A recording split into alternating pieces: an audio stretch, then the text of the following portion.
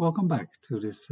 Welcome to this fourth part of my contribution to this lecture series of the Tribal Walk. This is on sustainable nature-based tourism, reflections from the Wadden area. My name is Frans Sijtsma. I'm from the University of Groningen, and we are in this big lecture series of Tribal Walk, crossing borders, blending perspectives. But my contribution to this lecture series is basically a four-part lecture. I split it up in four smaller parts, so it's easy to follow, and you can also do them separately. This is the fourth part, and this is again based, like the first part, on the sustainable tourism position paper for the Wadden Academy, and the title of that was Sustainable Tourism in the Wadden Sea region, key mechanisms to overcome barriers to sustainability. If we talk about the Wadden area, and we will now talk about dilemmas, which in our fourth part we will talk about dilemmas which the Wadden area faces, but we will make a distinction between islands, sea, and mainland, because the challenges are quite different for these three areas. And for the island, we see two dilemmas. And the first one is how to benefit effectively from the UNESCO World Heritage status towards more sustainable tourism. Now, the Wadden area, and actually it's the wet part, the sea part, but still the Wadden area has been given World Heritage status. And generally with tourism, that's a big asset.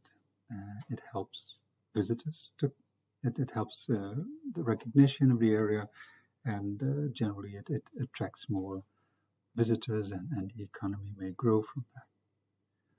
But the Wadden area, especially on the islands, is already a mature destination. It is already well developed. So what can World Heritage bring? So the challenge is basically, in our view, but this is about dilemmas. This is not about clear answers, but it's a dilemma. What do you do if a powerful brand, the Wadden were already a very powerful brand before World Heritage, and what does it do if you add something extra to it, and how can you effectively use it to make it more sustainable? Well, the challenge is, I think, to reach a higher quality of tourism somehow.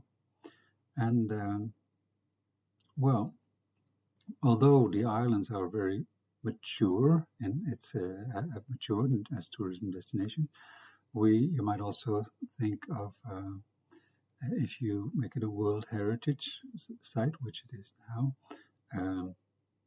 The islands might, for instance, work on a bigger scale, because it's the World Heritage is for the three in all three countries, and Netherlands, Germany, and Denmark. And for instance, you might think of adding more, distributing tourists better across the area. But also, I think we think a key thing is that we might think of actually involving the fans of the area, which might now even be might grow to be even more global, to effectively involve them in governance.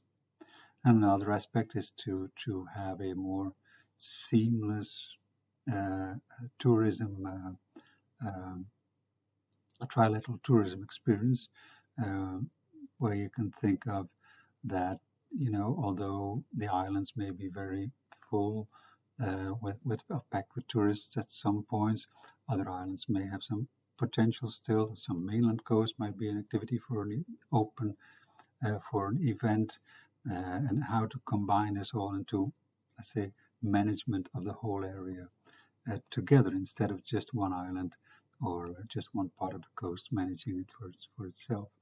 So we feel that because the World Heritage status is given to the whole area, something like that might develop more.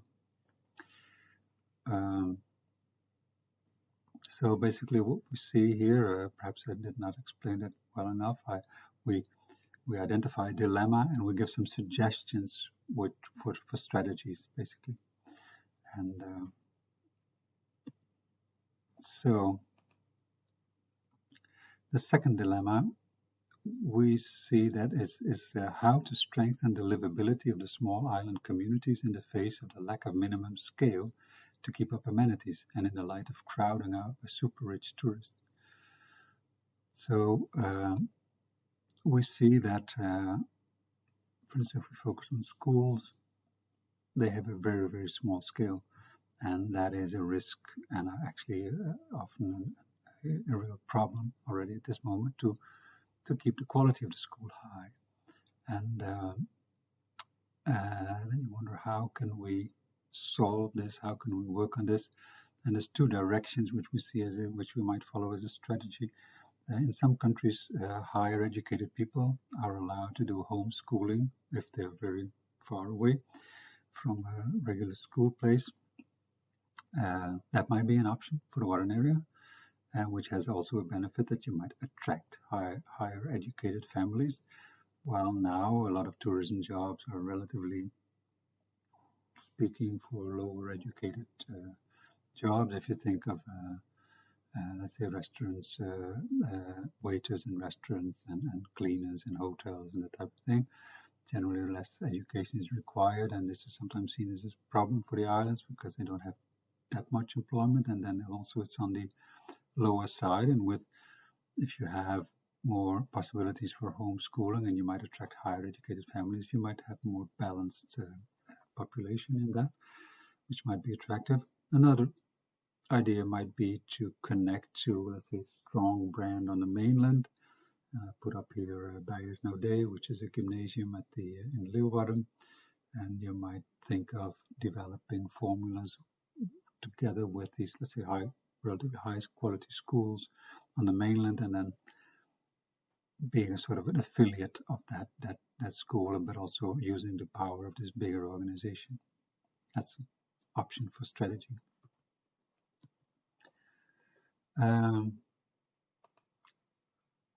We now turn to a dilemma for the sea. The sea is actually the most heavily protected, and it's also very valuable and vulnerable to for ecologically,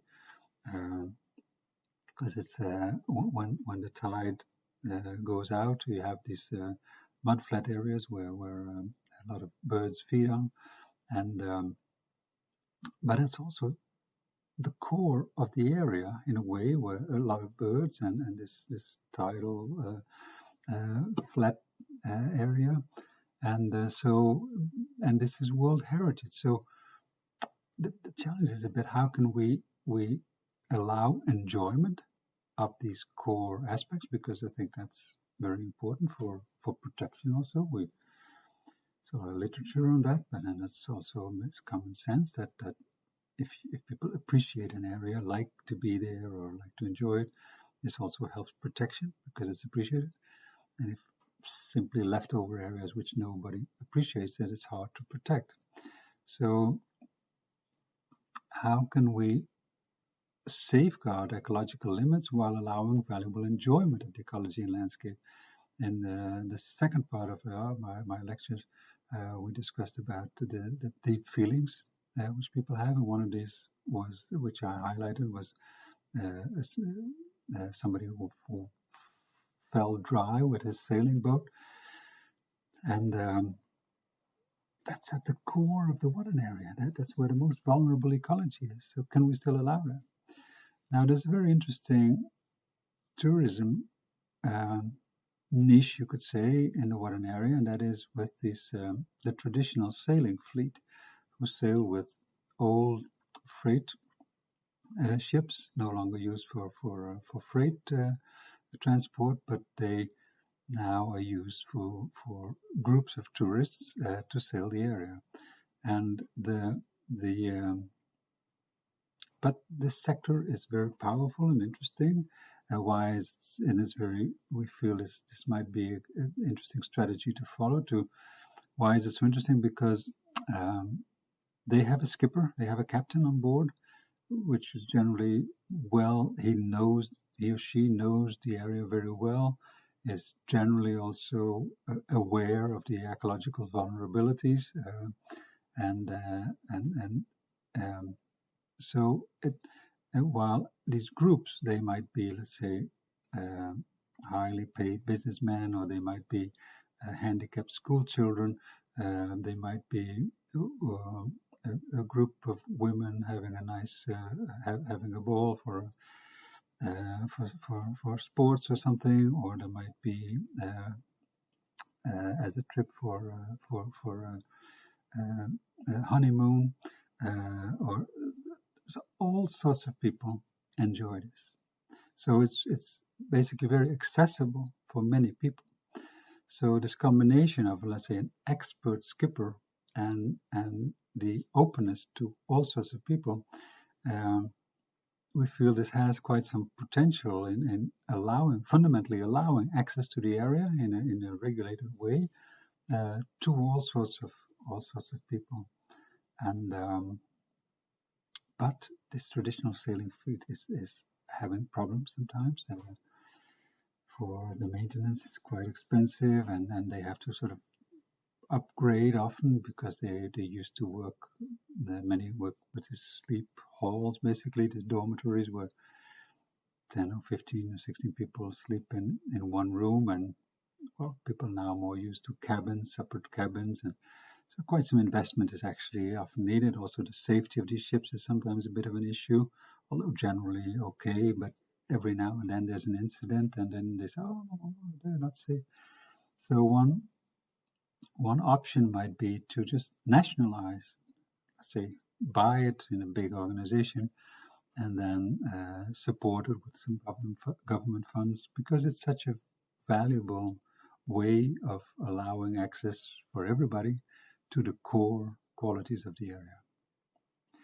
Now, another thing which is very important for this dilemma, how to safeguard ecological limits and allowing this valuable enjoyment, is spatially refined monitoring, socio-ecological monitoring. So on the social side, we already discussed a bit this green mapper, where it's one option to say, well, which areas do people like? But we also did an interesting study using what is called AIS, Automatic Identification System for ships. And this is in a paper which is called Tracked to Protect, Spatial Temporal Dynamics of Recreational Boating in Sensitive Marine Natural Areas. And here we combined, let's say, what you see in the upper map here is the frequency of ship travel. So the more red, the more boats are sailing. You can see that this shallow area here, far less ships sail. This is also the most vulnerable ecologically, so that's relatively good news.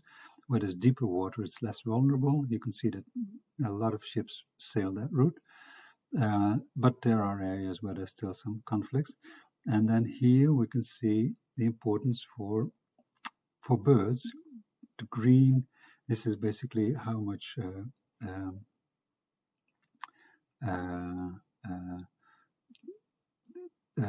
the different birds can feed on this area, so how important it is for birds. The greener, the more important generally, but red is green is quite important, and the blue is unimportant, but red is most important. And you can see that also these red areas are more here, where relatively few boats are, but the devil is in the detail. There are mud flats which are valuable, and then still boats come near there. And so this type of monitoring, which we wrote in this paper, I think is very important, and also to work with that and confronting both the ecology and the social aspect of these boats sailing. Finally, we turn to the mainland coast dilemma. What tourism policy is needed if the labor market and livability contribution is limited and landscape attractiveness is limited? So we already saw in this second part of the lecture that on the mainland coast, the number of jobs in tourism is very low, relatively low. And so what to do with it? Well, one thing is, since it's bordering or part of the, well, it could become part even of the World Heritage Site, but culturally the mainland coast and is part of the Wadden area. You could say that, well, but we saw on this map, which I showed you with the green mapper data, that generally at least in the Dutch side, but we also saw it in northern Germany and Denmark, that the mainland coast is not that heavily appreciated. Now, if you look at this picture, this is an initiative taken in the Sense of Place project.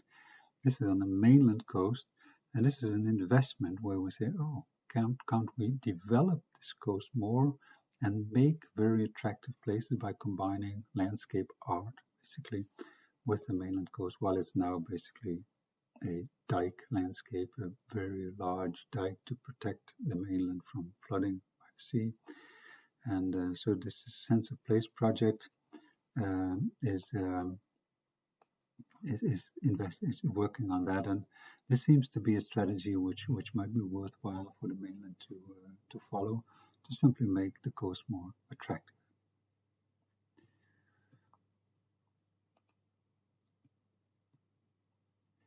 Well, this was the end of the fourth part and final part of my contribution to the Try What Walk lecture series. If you have any questions in general on this lecture series, you can contact Cormac Walsh. If you have questions on my part, you can also email me at f.j.sijtsma@rug.nl, University of Groningen. I also have added a list of publications which you might find interesting to look at, and a few excerpts from a paper which I thought was valuable. Okay, so thank you for your attention, and perhaps see you another time in real life, and bye-bye.